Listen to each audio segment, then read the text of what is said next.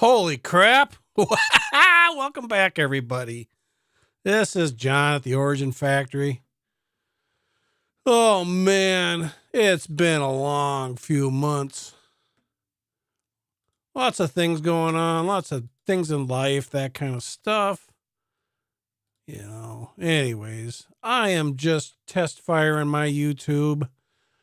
Been looking at getting back on the air and doing more videos and all that kind of fun stuff after a long break.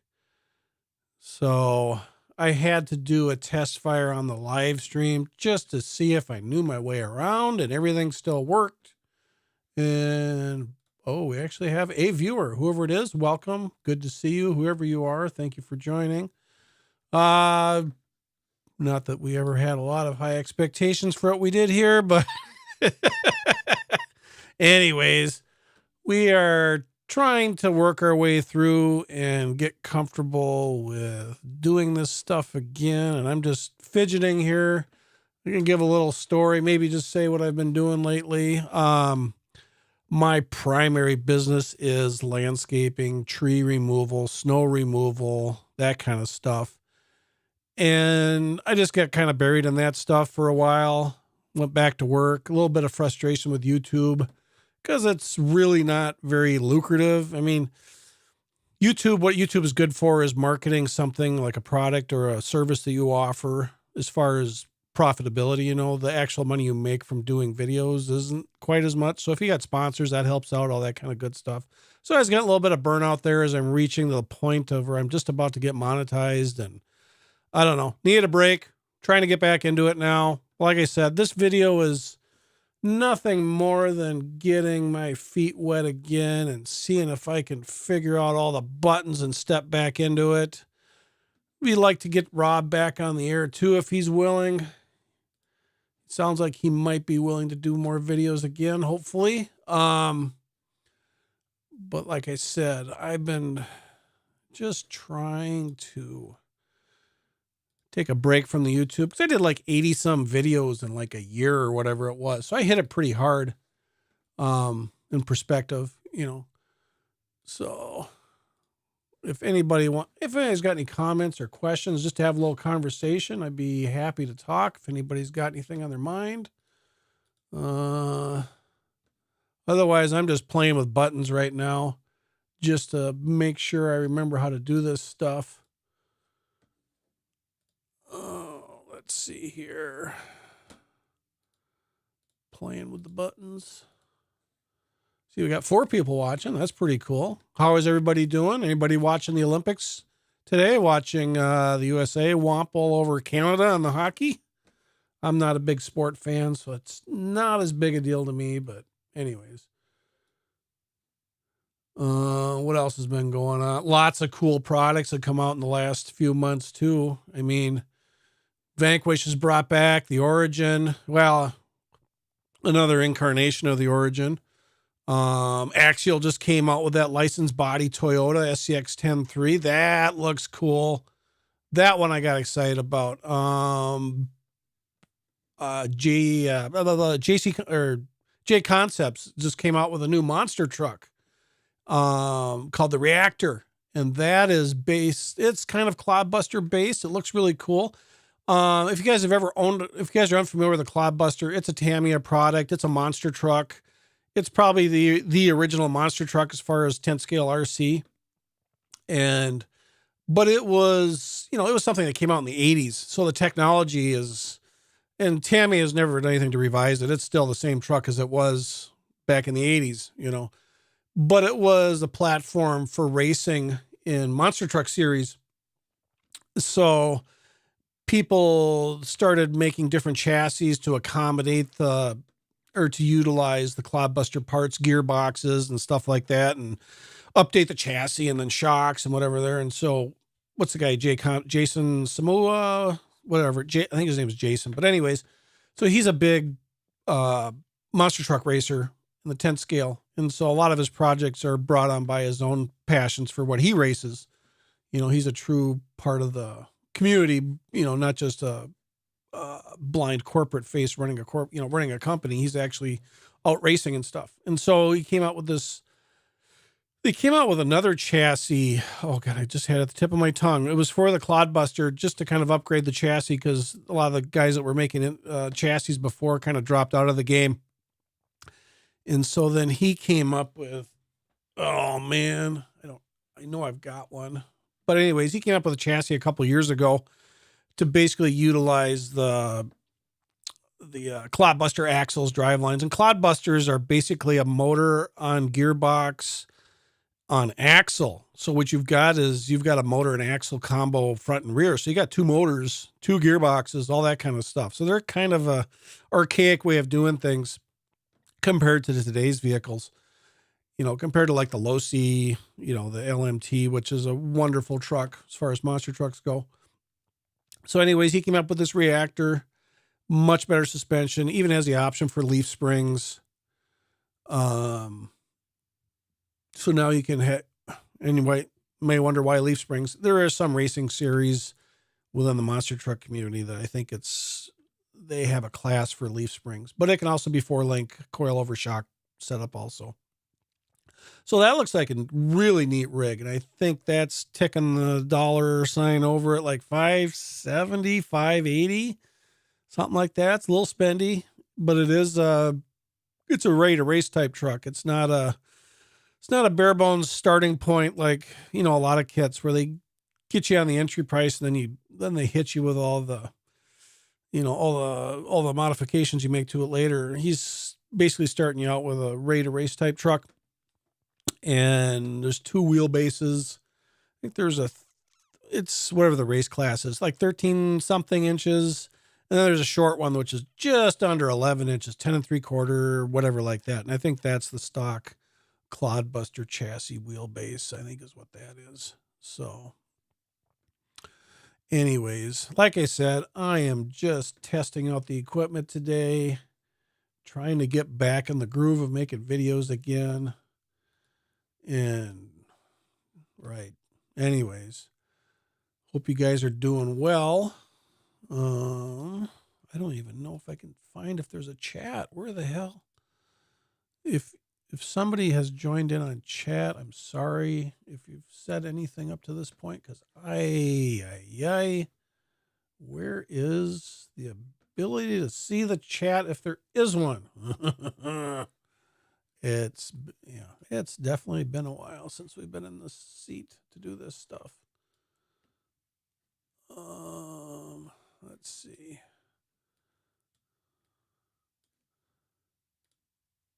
Oh boy. Yeah, because I can't even get some of the effects to work. Yeah, it's been a long time. Let's see, where do we got here?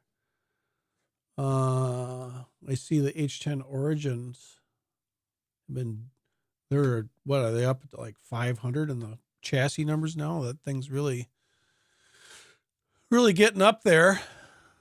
Oh, there we go. There's one thing. I think this has got this now. Let's see. This might work now. Sound effects are live. Got that working again. A little da. Gotcha. Okay, so we got that working. Not that was the critical part of this endeavor, but let's see. Interview. That's for taking on guests. We don't have any guests today. Like I said, hopefully I get Rob back on board at least a couple times. He was a little... didn't want to have as much of a time commitment like the 2-hour slots that we were doing. So I'm hoping if we do something a little shorter and a little less demanding on his part, that maybe we can get him to jump back in again.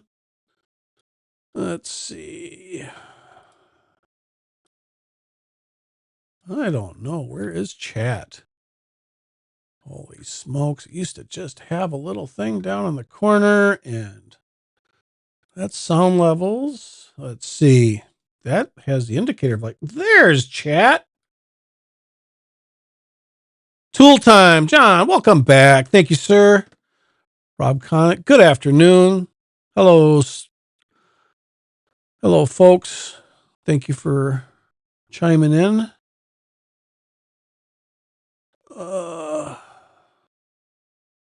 Let's see. There was a way to display it. There it is. Yes, we are learning things. Nice thing about modern stuff is it's much more intuitive than the old stuff, the old ways of doing things. Rob Conant, good afternoon. Hello. So, yes, we're getting stuff back on the screen popping up. Let's see, we can change the size. Yeah. Okay. Yeah, it's not as, like I said, these programs are pretty intuitive, so it gets back in the groove. It won't take too long. Just got to put together some ideas for content and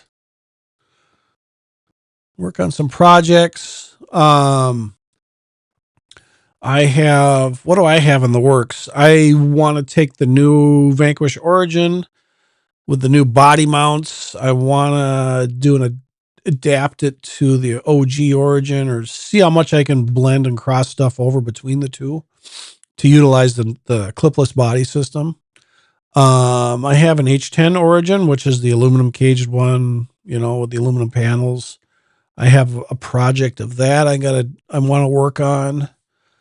I've got a lot of OG Origin projects that are unfinished, and those of you new to Vanquish who are maybe just finding out about their product line and so forth, maybe you bought the new Origin they came out with, which is a reincarnation of another Origin another product they did back, I think, what was it, 2016 or something like that? One of their very first kit vehicles. And that was the Origin. So Origin is kind of stuck to the body more than the chassis. So they call the current one an Origin. It departs from it in a few ways. But of course the biggest thing is it has the Origin body, which is the full body SUV or whatever you want to call it, like Bronco Scout. I mean, I don't have to say it doesn't look like, or I can say it looks like a Scout because I don't work for Vanquish. If they say it looks like a Scout, somebody might go after them because they think they're ripping it off. Anyways, so yeah, I've got Origin projects to work on, new and old. I've got an H10 optic to work on. I'm really interested in getting that Axial SCX 10.3. That looks really cool with the licensed Toyota body. And oh yeah, the other one that slipped my mind that I've really got me interested was Kyosho's licensed Land Cruiser. I think based on the FJ60. That looked really interesting. That kind of lit my fire too. The only thing I get a little disappointed with all these ones is it's their RTRs, and what I don't like about RTRs is I feel like you're paying for electronics that you're going to throw away, kind of thing. I mean, I get it from their standpoint. It's gets more people involved with the hobby easier. Gets them, it's a turnkey type thing. Add a battery and go. So it makes it easier for them to pick up somebody maybe new to them. But anyways, yeah, I'd like to try that FJ60 out also. So anyways, we've been up here for 13 minutes already. Holy crap, does the time go by fast. Okay, anyways, yeah, like I said, I am just testing the water, testing buttons, making sure I can still operate this dog and pony show. Got a few ideas on stuff I want to work on. I have another channel that has nothing to do with hobbies. It's more about world stuff. And that's something I've been working on also with a friend. So if you have an interest in that stuff, you can look it up. But we're losing viewers. We peaked at like 4. Now we're down to 2. Got to keep them engaged. Got to keep them entertained or they disappear on you. Anyways, good to see you guys. Which a few of you that did stop by. Let's see, we got our outgoing music. Yes. Cool. So anyways, we are going to try to do some more videos in the very near future. Thank you for tuning in. If you Boy, give us a like, comment, or share, anything to help our small channel. We're on the growing side of this. We're no longer new, but we're still haven't crossed the threshold to where, you know, where life gets a little easier with YouTube. We got to get to 1,000 subscribers. That's the big thing. We're hovering around 850 something right now, so we're not too far off. It's a lot closer than it was. I mean, it's a long journey when you start a YouTube channel. Unless you got some real clickbaity stuff where it just rockets out of the hole, you know, stuff that's more niche, like getting into, you know, like hobby stuff, where it's not a big audience to begin with. It's hard to build an audience, you know, and then if you don't have sponsorship, you got to buy everything out of pocket yourself, meaning like if you want to review product and stuff, it's pretty expensive. So it's definitely something you do for the love of it, you know. It's, if you do make money off it, more than anything, it just helps offset a little bit, so it's not coming all out of your pocket. So anyways, like I said, I'll try to get Rob back on board. If you've watched our other live streams, I'm going to try to get him out here again. And like I said, I've been looking at the Kyosho FJ60 Land Cruiser. I definitely interested in that product. The new Axial SCX-10-3 with the licensed Toyota body. That looks really cool. And then I've got my own Vanquish products I'm going to work on. Like I said, I want to get the new clipless Origin and see how I can adapt the OG Origin parts to it. And then I've got OG Origin projects to finish. And then I've got also an H10 Optic Origin, which is the aluminum cage, aluminum panel one. I have a complete build to do on one of those. That one I am going to, not everybody, but people wonder, why are you going to change it when you order it the color you want? Well, I wanted parts to match, and there's parts they wouldn't color, so I'm actually, with the exception of the body panels, I'm stripping it all and starting over on the colors. So you may ask about the collectability and changing the colors. It's like, you know what? They're making over 500 of these things. They're never going to be as rare as the Ripper. The Ripper, whatever, capped out at like 180, which was their first aluminum cage, aluminum paneled truck, which I have one of those. It's a wonderful vehicle. It's more of a piece of art than anything, but I shouldn't say that. It's functional, but it's a little dated compared to stuff. The H10 Origin is definitely got their latest technology, you know, their own proprietary transmission, and, you know, they've come a long way, baby, you know, that kind of thing. So that's definitely a different animal altogether, definitely more capable, but I don't think it's ever going to have the collectability like the Ripper has, just because the numbers aren't there. Like I said, the Ripper was 180-ish total units, and the H10 Origin, I think, I don't know if I've seen a chassis number of 500, but they're getting really close. My first one is, what is that one? Chassis number is like 66 or something like that. And my second one is like 470 or something like that. It's, yeah. I mean, not to knock it. It's not a negative. I just, people think they're going to be collectible as the Ripper. No, probably not. You know, it's funny, you know, when you look back on things that become collectible, the most collectible stuff is stuff that never intended to be collectible. It was a test fire from some company that became very successful later on. And so then people want something from their roots, you know, their beginning, their inception, you know, what made them who they are today type thing. And that's the stuff that becomes collectible, like the Ripper. It's, you know, in regards to Vanquish, you know, something low number production, and now they're a much bigger company, much more successful, bigger following, so they can make more product, and it's just not as exclusive as it was. And that's, like I said, that's not negative. That is just the way the world runs, you know. You know, like with collectability, like in the real world of full-size cars and stuff like that, you know, Mustangs, Camaros, you know, Cudas, you know, and then there's AMC. AMC was just never a popular brand. They're just, the styling wasn't there. It just, you know, there you can find rare cars, but they don't bring the price because they just weren't as desirable, you know. So you also have to make a product that's desirable on top of it. You know, you can make something ugly and be rare, but nobody will want to pay for it. So anyways, getting back to the H10 Origin, it's, I mean, it's always going to have some value because of its price, but I think it's going to be a while before the price ever starts to go up below what you paid for them. Because of course right now they're still available. And I haven't seen a Ripper go up for sale in a long time. That has been a really long time since I saw a Ripper go for sale. I was even trying to find one before the second one, before the H10's Origin started coming out. Because I'm like, I think after these come out, the Rippers are really going to go up because they're going to be more exclusive, especially as the numbers start to get higher on the H10s. Like I said, they're approaching 500 on the chassis numbers now. So it's definitely not going to be rare like the Ripper. I mean, it's definitely its own identity, and it's definitely a high quality piece, but it's not going to have the exclusivity of the Ripper by any means. So anyways, I can't believe I babbled for 20 minutes. Everybody else can believe it because those are still listening. Anyways, it's a beautiful day here in Minnesota.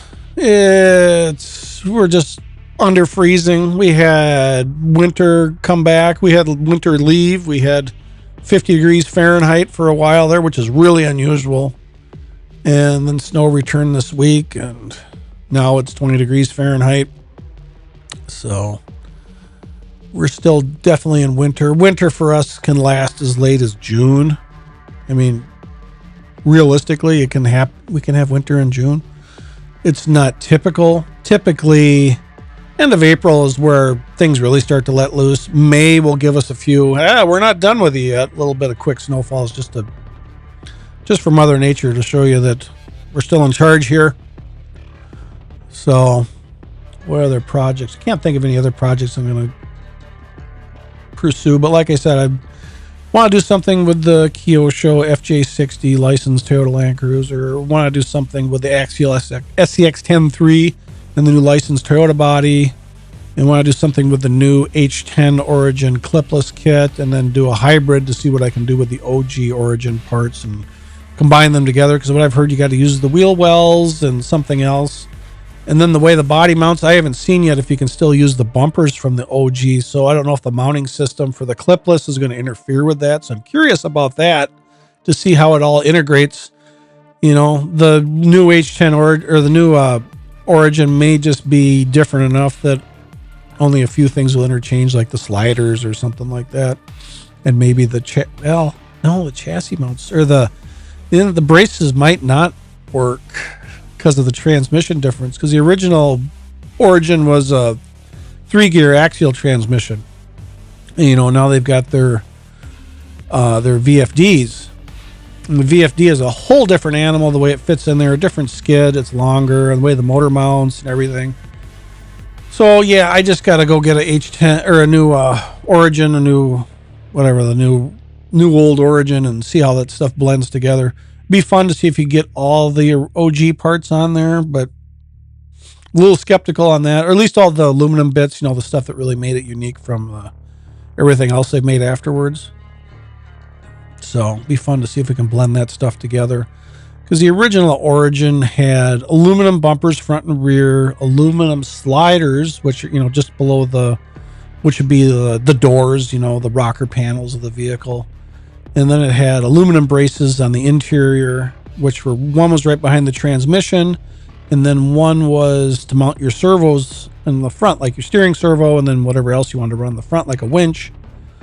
Those are the more unique pieces to the original Origin. But like I said, with the new one running a VFD, their transmission and the way the VFD fits in the skid, and it's longer, and the way the motor locates, in differences compared to like the original with the 3-gear axial. I don't know if you can reuse everything. And then the way, I'm not sure how the body mounts. I'm sure some of you have seen it by now, because I think they've probably been in people's hands now for a few weeks. I didn't jump on it right away. I got a lot of points. I can get it I should just order one, because I think if I apply my points, I can get one for a little over $200 if I use up all my points. So for the base, the entry level one, not the one with the aluminum axles, the one that's all plastic. So, like I said, I'm not sure how the body mounts. I mean, the clipless one, if it's got a bracket that goes in the frame rail, so then you can't really use the front bumper or something like that, you know. So I definitely got to get my hands on one. I might go to my local hobby store and see if they got one yet and just buy one in person. So anyways, hope you guys are doing well. Hope you guys are staying safe. Looking out the window there, it's just a cool overcast day here. It's not feeling like, we had some spring-like weather, and we always have what we call false spring, you know, fake spring, which means winter is going to come back. And that's where we're at right now. We had a blast of warm weather, which felt wonderful. And now we're back into winter mode. Like I said, realistically, we have winter till usually April sometime. Sometimes it breaks and completely leaves us early April. You know, every few years we get a really late April storm, that a big one, you know, like over a foot of snow, usually around the last week of April, and that carries over into May. Sometimes we have snow on Memorial Day, which is the end of May. I mean, like a light snowfall, nothing that stays around. And, you know, and we've had snowfalls as late as June. So it's really a weird weather scenario we have here. And we get 50-degree swings in temperature. We'll go from, you know, 25 below to 25 above, and, you know, a day Fahrenheit, you know, it's, yeah, whatever. It is what it is. Can't change the weather. Can't complain. So you really don't need to complain about it. But anyway, I see people keep bouncing in and out and watching a little bit, watching the counter. So glad to see you guys are still checking in with us. Appreciate it. Haven't forgotten about us. Anyways, like I said, if you could help us by subscribing, liking, commenting, doing all that stuff that YouTube helps to push a channel, doesn't cost you a nickel, you know. And it helps the channel grow on its own. And that's kind of the only reward I get out of this, is if it grows and gets to the point that we get a little bit of kickback from YouTube, which makes it a little, financially makes it a little bit easier, you know. So we're going to sign off here. And like I said, I'll try to do the weekly stuff. Try to do a weekly live at least once a week. I'll try to get Rob back on board. See if I can get him to commit to a certain day of the week that works best for him. Because he's got stuff going on in his life. I got stuff going on in my life. Blah, blah, blah. Right? Everybody's got stuff to do. So, anyways, good to see you guys. Thanks for those who checked in. Stay safe, everybody. God bless. We hope to talk to you soon. And keep your eyes open. We're going to put out some more videos. So, take care. Love you all.